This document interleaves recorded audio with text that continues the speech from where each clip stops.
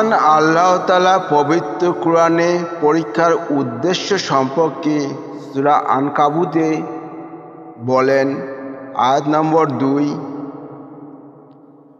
আহাসিবান নাসু আইয়ুতরাকু আইয়াকুলু আমান্না ওয়া হুম লা ইফতানুন।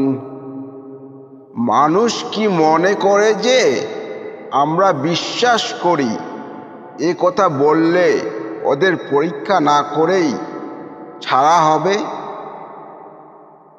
এ সম্পর্কে আরও একটি আয়াত নম্বর 3, ওয়ালাকাদ ফাতান্নাল্লাযীনা মিন ক্বাবলিহিম ফালায়ালামান্নাল্লাহুল্লাযীনা সাদাকু ওয়ালায়ালামান্নাল কাযিবিন।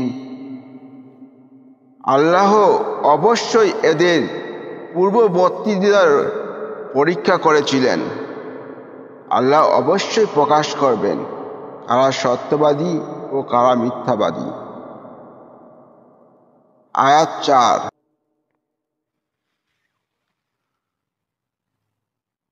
আম হাসিবাল্লাযীনা ইয়ামালুনাস সায়াতি আইয়াসবিকুন সাআ মা ইয়াহকুমুন। যারা মন্দ কাজ করে তারা মনে করে যে তারা আমার আয়াতের বাইরে চলে যাবে। তাদের সিদ্ধান্ত কত মন্দ।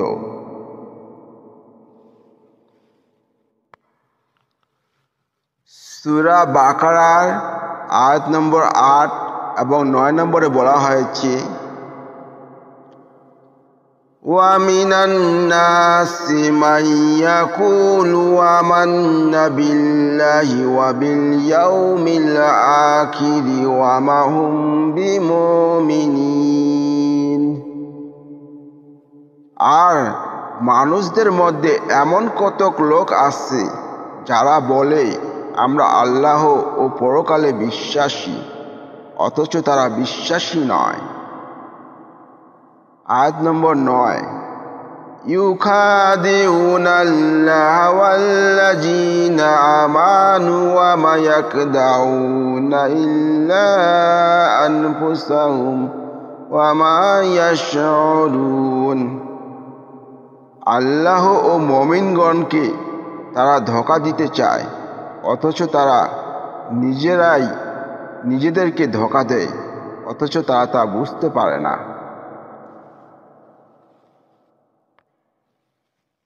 এই শ্রেণীর লোকদের বৈশিষ্ট্য আরও একটি যে সে সম্পর্কে মহান আল্লাহ তাআলা বলেন সূরা বাকারার 11 নম্বর আয়াতে, ওয়াইজা কিলা লাহুম লা তুফসিদু ফিল আরদি ক্বালু ইন্নামা নাহনু মুসলিহুন।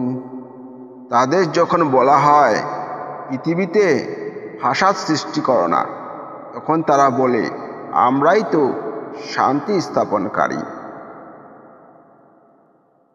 এদের সম্পর্কে মহান আল্লাহ তাআলা 12 নম্বর আয়াতে বলেন, আলা ইন্নাহুম হুমুল মুফসিদুনা ওয়ালাকিন লা ইয়াশউরুন। সাবধান, এরাই ফাসাদ সৃষ্টিকারী, কিন্তু তারা বুঝতে পারে না। এই লোকগুলোকে যখন বলা হয় তোমরা ঈমান আনো, কারণ এই লোকগুলো যখন আল্লাহ তাআলা জানতে পারেন যে এই লোকগুলো সম্পর্কে, তখন আল্লাহ তাআলা তাদেরকে বলেন, 13 নম্বর আয়াতে বলা হয়েছে এই লোকগুলোর উদ্দেশ্যে মহান আল্লাহ তাআলা বলেন, ওয়াইজা কিলা লাহুম আমিনু কামা আমানান নাসু ক্বালু আনুমিনু কামা আমানাস সুফাহাউ আলা ইন্নাহুম হুমুস সুফাহাউ ওয়ালাকিন লা ইয়ালামুন। যখন তাদের বলা হয় অন্যান্য লোকদের মতো তোমরাও ঈমান আনো, তখন তারা বলে, আমরা কি ঈমান আনব নির্বোধ বিশ্বাসীদের মতো? সাবধান, তারাই নির্বোধ, কিন্তু তারা তা বুঝতেই পারে না। আয়াত নম্বর আয়াতে এই লোকগুলো সম্পর্কে বলা হয়েছে, وَإِذَا قُيلَ لِلَّذِينَ آمَنُوا قَالُوا آمَنَّا وَإِذَا خَلَوْا إِلَى شَيَاطِينِهِمْ قَالُوا إِنَّا مَعَكُمْ إِنَّمَا نَحْنُ مُسْتَهْزِئُونَ।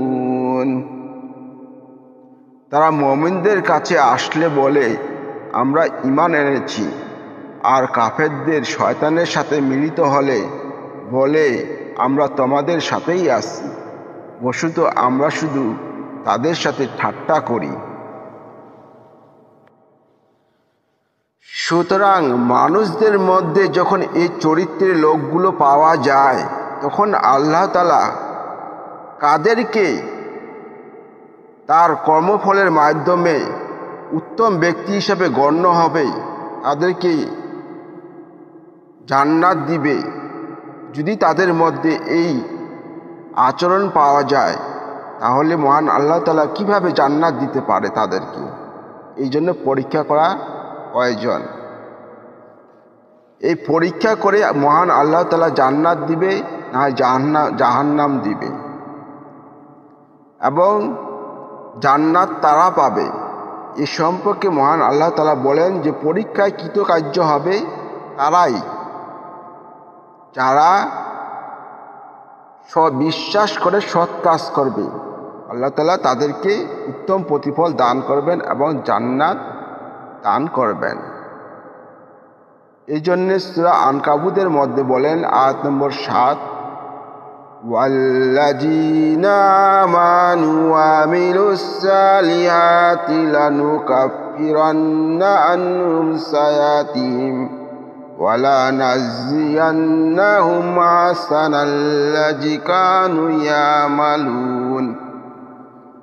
এবং যারা বিশ্বাস করে ও সৎ কাজ করে, আমি নিশ্চয়ই তাদের দোষ ত্রুটিগুলো দূর করে দেব এবং তাদের কর্মের উত্তম ফল দান করব। এ ফল দান করবে, তাদেরকে উত্তম ফল দান করা হবে তাদের কর্মের মাধ্যমে, এবং তাদের দোষ ত্রুটিগুলো দূর করে দিবে মহান আল্লাহ তাআলা।